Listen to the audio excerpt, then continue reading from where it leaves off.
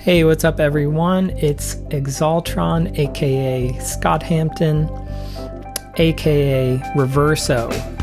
I'm really into reversing audio. I want to show you some of the unique approaches that I've come up with in Logic Pro X for reversing audio. We're going to talk about non-destructive editing. Non-destructive meaning that anything we do to our audio file using non-destructive editing, we're not going to be messing with the original audio file. The only thing we're changing is basically how Logic is going to play this back. So if we were to take this guitar melody that I recorded and go over here to the region inspector and check reverse, it looks like the audio file has changed, but no, it's just the representation that's changed. We're seeing a reverse waveform here, but if I went and looked for this audio file and I said show in Finder and listen to it, nothing has changed. It's still the same exact recording. So that's why non-destructive editing is much less dangerous, because we can always go back to that original audio file. When we're doing destructive audio editing, danger, we can really mess up that original recording. And so usually what you're doing if you're doing destructive editing with audio is you're just going to make a copy. You're going to make a backup, or you're going to leave a backup in place. So we'll talk about that later on. Some of the more old school approaches to reversing audio, but this is kind of the more modern way to do it, is just to check this box. So this would be a very common way to approach reverse guitar. We can really use this to reverse anything. There's lots of sounds we can use. Things like cymbals, things like guitar, piano, anything that has a nice strong attack and then a long tail like a cymbal is going to be great for reversing, because when we reverse it, then we're going to have a nice build up shh, and then that attack is going to come in and it's suddenly just going to stop. And that's kind of the beauty of reversing audio. So guitar, piano, cymbals, bells, you know, many things like that that have a nice strong attack and a nice tail, a nice resonant tail. So in this case, what we're doing is we're working on more melodic material. And so we have special considerations here. We've got two pairs. These are just like sketches. We've got 4 chords. In this case, our 4 chords are primarily diatonic. In fact, they're 100% diatonic. A minor, C, A minor, D minor. We're staying all in one key, and this guitar melody as well is completely diatonic. In the second example, we've got some what we call chord borrowing or chord mixing. So we're mixing in different keys, we're mixing in some notes. So if we start in D major and then we go to F major 7, we're already mixing it up a little bit. And so we're going to have some special considerations when we reverse this melody. So let's go back to the first one, and we can, because this is diatonic and none of these notes are going to sound bad over any of these chords, there is in this melody some what we call chord tones. So there's a kind of focused attempt when I'm playing this melody to play the notes of the chords and to land on those notes, especially as the first note when that chord changes. So what we're gonna notice is that when we play this on its own, we're gonna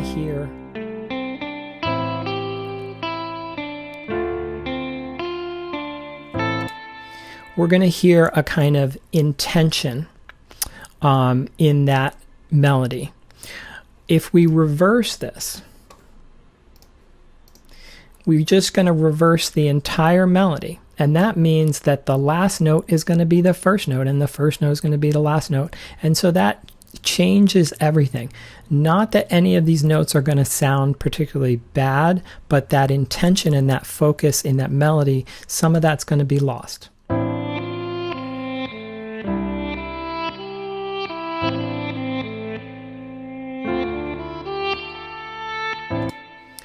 Okay, so hopefully you can hear the difference there. And this is a common problem when you're reversing melodies. So one of my first tricks that I'm going to do here is I'm going to hit undo, go back to what we had, no longer reversed, and I'm going to chop this up, but I'm going to leave each section of this melody with the chord that it goes with. So for example, I'm going to take my scissors tool here. That's going to be my command tool. I'm going to hold down command, and I'm going to very judiciously chop this up. Notice that this note right here, I know that's anticipating that second chord coming in, so I'm going to keep that with the melody that goes with the second chord. And so now what we have is 4 sections, and if I take all these, swipe over them, and hit reverse, the regions have stayed in the same place, but just those 4 notes for each chord have been reversed. So now we have something like this.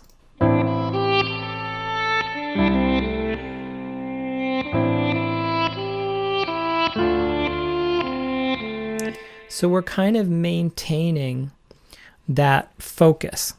But really we could get away with either one of these. It really just depends on the melody. If you have that kind of more focused melodic approach where you're trying to hit those chord tones, you're trying to land on the right note for each chord, you may want to chop that up. But you can definitely, with diatonic melodies, you can get away with just reversing the entire melody. See how it sounds. Now in this second one, first I'll play you the original.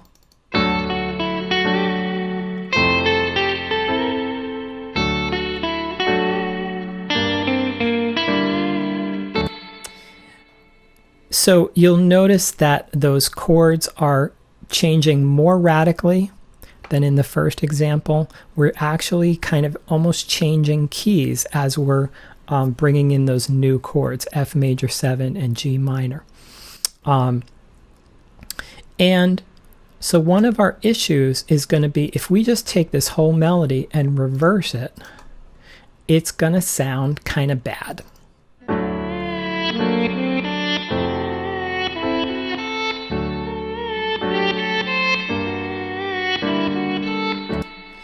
It's not really going to make sense because basically we've taken our G minor, this is G minor, last chord, G minor is now over D. Not terribly bad. Our third chord, which is D, is now over F major 7. So we really kind of mess things up melodically by reversing this entire melody. So again, we can use that technique. We can chop this up. I don't have to do that every single time with the tool. I'm just trying to make sure I show where it is.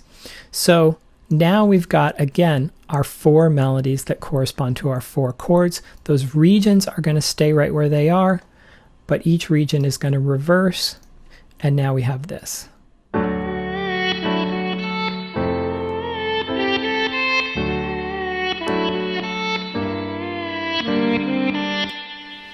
Okay, so that's better, in my opinion.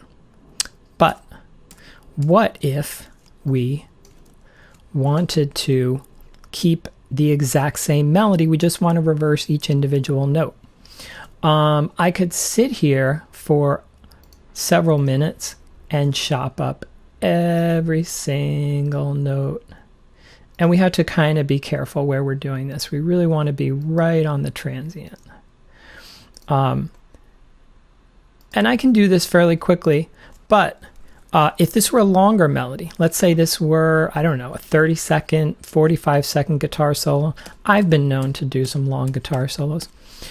We have a better option here, and that is to control-click on this region, go down to split, and we're going to use this remove silence from audio region.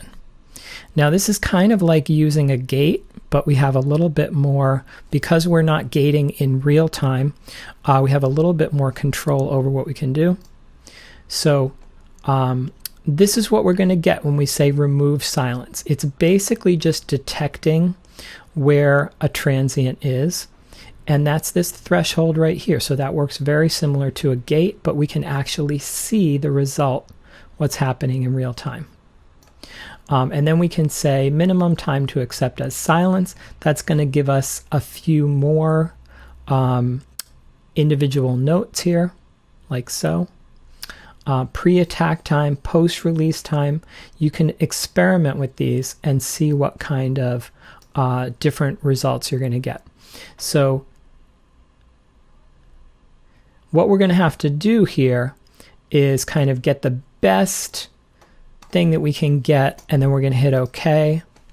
And we might have to mess around with this a little bit further. Like for instance, this is one note. I can just go right over that because when I do drag, I'm in no overlap. So that's just going to get rid of those. Same thing here. I'll do something like that. I'm also holding down Control to defeat that smart snap momentarily. So this can be a little bit easier for longer melodies. Sometimes it can make it even more tedious than just chopping it up. But I found that with certain melodies, depending on how articulate your melody is, depending on how much kind of legato action you have going on, this can make things a little bit easier. So now we have all these individual regions, same idea. We're going to swipe over all of them.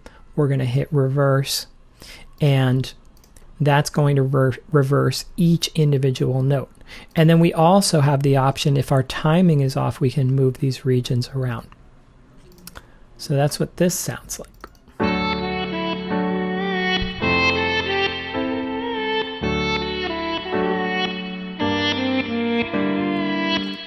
So that to me is kind of the ultimate control of keeping the narrative structure, the shape of your melody the same while reversing each individual note.